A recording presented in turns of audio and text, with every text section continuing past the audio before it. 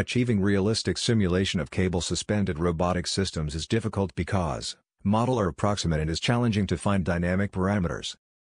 Simulation does not behave like the real system. A correct modeling and identification of dynamic parameters is necessary. The figure shows the adopted open rigid body kinematic chain, with its 4 subsections and the related degrees of freedom. The sections are suspension platform, cable system, lower platform and articulated robotic system. The dynamic model and the controller can be customized for each case study. The arrangement of the cables ensures the lower platform to stay always parallel to the ground. The involved joints are highlighted.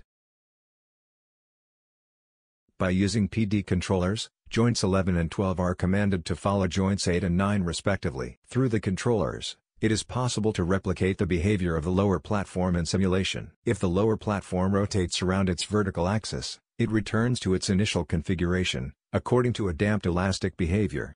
Joints 7 and 10 are commanded to their rest state, in order to replicate the behavior in simulation.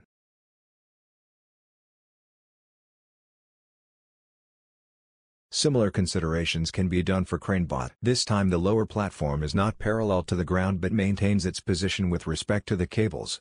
Around the vertical axis, a damped elastic behavior is equally observed. To replicate this in simulation, joints 11 and 12 are commanded to 0, so to having them blocked, while joints 7 and 10 are commanded to their rest state so to have the elastic behavior. For the parameters identification, an optimization problem finds the set of parameters maximizing the similarity between the actual behavior of the system and the simulated model. Lower and upper bounds ensure physical consistency.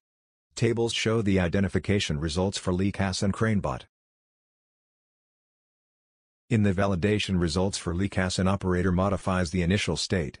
The position of the lower platform is recorded with a motion tracker. The experiments are first carried out with oscillations along X, Y, and Z axes. Then, an oscillation along both X and Y axes is carried out. For CRANEbot, arms-induced oscillations are shown. The arms joints follow a sinusoidal trajectory, which excites the system's oscillations. Pose estimation markers are used for the measures.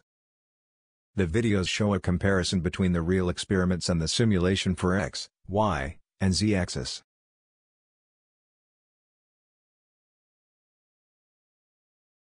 Finally, a comparison with 2 baseline pendulum models has been performed, specifically single and double pendulum. The videos shows how the baseline models, first cannot capture correctly the peculiar behaviors, and second, don't take into account the dynamic coupling with the arm's motion. This results in an increased sim-to-real accuracy of the proposed model with respect to other approaches.